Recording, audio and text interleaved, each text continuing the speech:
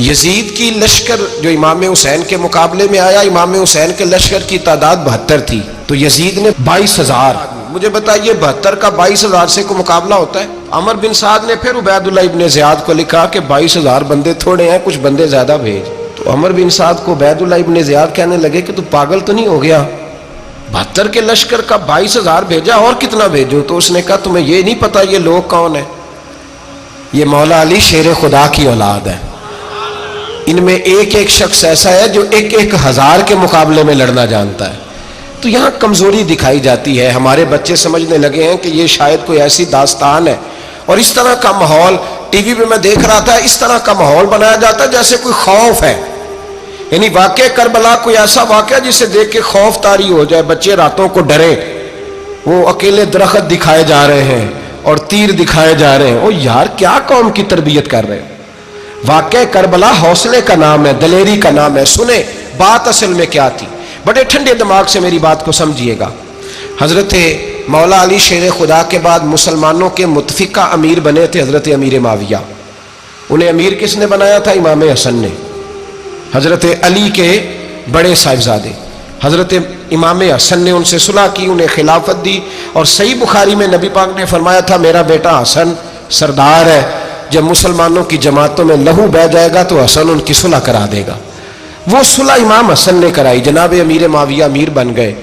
حضرت امیر معاویہ رضی اللہ تعالیٰ عنہ بڑا پیار کرتے تھے نبی پاک سے، بڑا احترام کرتے تھے حضور کے خاندان کا. ان کی جو اجتہادی خطائیں ہیں وہ اپنی جگہ پہ موجود ہیں.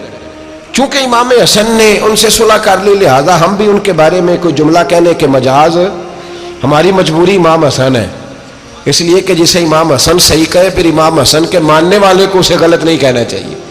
حضرت امیر معاویہ رضی اللہ تعالیٰ عنہ کا جب وصال ہوا تو حضرت امام حسن پہلے ہی ان سے وصال کر گئے، آپ کو زہر دے دیا گیا، آپ شہید ہو گئے.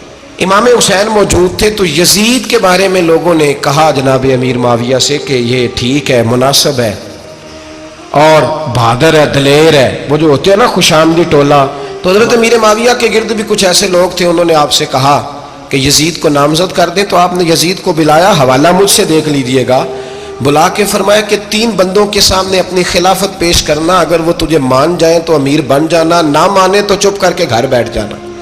وہ 3 بندے کون ہیں؟ جناب عبداللہ ابن عباس، حضرت عبداللہ بن زبیر اور امام حسین رضی اللہ تعالیٰ عنہ. یہ وصیت فرمائی جناب امیر معاویہ.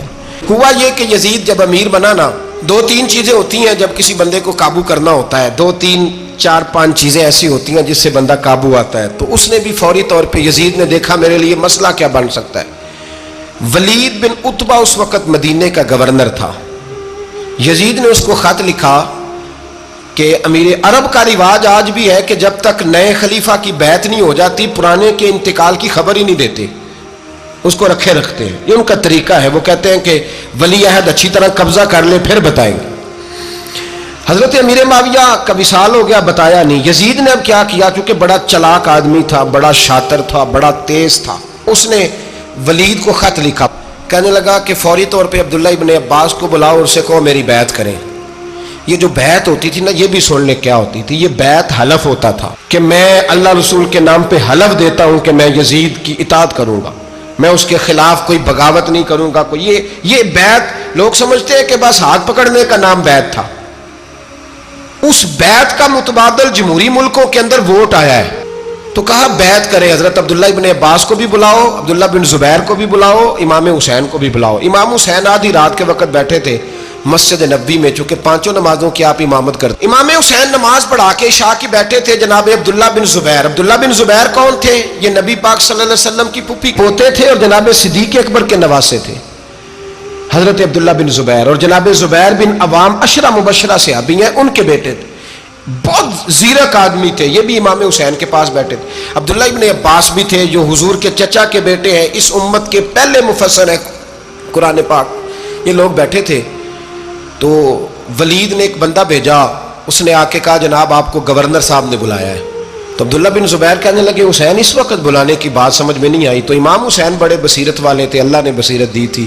کہنے لگے عبداللہ آپ کو سمجھ نہیں آئی، مجھے سمجھ آ گئی ہے، امیر معاویہ وصال کر گئے اور یہ ہمیں جو بلایا گیا ہے نا، یہ یزید کی بیعت کے لیے بلایا گیا ہے. تو کہا پھر آپ آدھی رات کو نہ جائیں، آپ کے لیے خطرہ ہوگا۔ تو امام حسین فرمانے لگے خطرہ حسین کو نہیں ہوتا۔ نہیں، کہا پھر بھی آپ مہربانی کریں ذرا احتیاط سے جائیں۔ تو جناب عبداللہ ابن زبیر نے، عبداللہ ابن عباس نے 14 بندے نیزے دے کے، تلواریں دے کے امام حسین کے ساتھ بھیجے اور کہا کہ امام حسین اگر اس نے کوئی غلط ملت بات کی نا، زبردستی بیعت کرنے کا کہا، تو آپ بس کوئی ایک بات اونچی آواز میں کر دینا، یہ سپاہی پیچھے آ جائیں گے۔ امام حسین ان 14 بندوں کو لے کے گورنر ہاؤس پہنچ گئے۔ جب آپ وہاں پہنچے، اس نے بتایا، اس نے کہا جی حضرت امیر معاویہ انتقال کر گئے اور آپ نے یزید کی بیعت کرنی ہے۔ تو امام حسین فرمانے لگے میں چھپ کے بیعت نہیں کروں گا، مجمع لگاؤ، جمعے والے دن اعلان کرو، جو طریقہ ہے حضرت ابوبکر صدیق کا، جو طریقہ ہے حضرت عمر فاروق کا، جو انداز حضرت عثمان غنی کا ہے، جو مولا علی کا ہے، سر عام اعلان کرو، اگر ساری دنیا یزید کی بیعت کرے گی تو میں بھی تیار ہوں۔ تم مجھ سے بیعت لے کے پھر لوگوں کو بتانا چاہتے ہو کہ حسین بیعت ہو کر رہے ہیں، تو تم کیوں نہیں کر رہے؟ میں عام آدمی نہیں ہوں، لہذا چھپ کے بیعت نہیں کرتا۔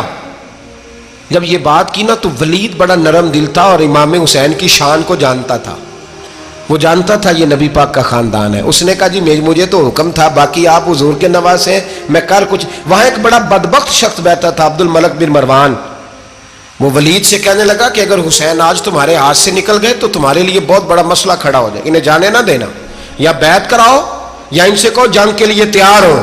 تو امام حسین رضی اللہ تعالیٰ عنہ کے کانوں میں آواز گئی تو فرمانے لگے ابن مرجانہ، اگر تیرے اندر جرت ہے تو آ سامنے حسین کے، اس کے کانوں میں باتیں نہ کر، کانا پھوسی نہ کر، باہر آ میدان میں، شرارت نہ کر، باہر آ، میں تمہیں ابھی بتاتا ہوں کہ حسین سے مقابلہ کرنے کا انجام کیا ہے۔ یہ کہہ کہ امام حسین باہر نکلے، اپنے بھائی محمد بن انفیہ کو بلایا، عبداللہ بن زبیر، عبداللہ ابن عباس، ڈھیر سارے لوگ کٹھے ہو گئے۔ فرمایا یہ معاملہ ہے، اب کیا کرنا ہے؟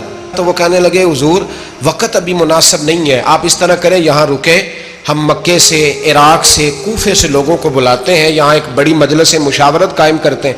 امام حسین فرمانے لگے اگر تم مشاورت قائم کرو گے تو ولید اور عبد الملک بن مروان وہ تو جنگ کرنے کو تیار ہے، اور نبی پاک نے فرمایا ایک مینڈا ہوگا جس کی وجہ سے مدینے کی گلیوں میں لہو بہے گا۔ فرمانے لگے میں وہ بکرا، وہ مینڈا نہیں بننا چاہتا۔ کہا پھر آپ کیا کریں گے؟ تو امام حسین رو پڑے، فرمانے لگے میں مدینہ چھوڑ جاؤں گا لیکن مدینے کی حرمت پامال نہیں ہونے دوں گا۔ امام علی مقام آدھی رات کے وقت نکلے، سیدہ فاطمہ کا دروازہ ایک اس دن تھا جس دن حضرت مولا علی کوفے چلے گئے تھے، اور دوبارہ آج تالا لگا جب امام حسین نکلے۔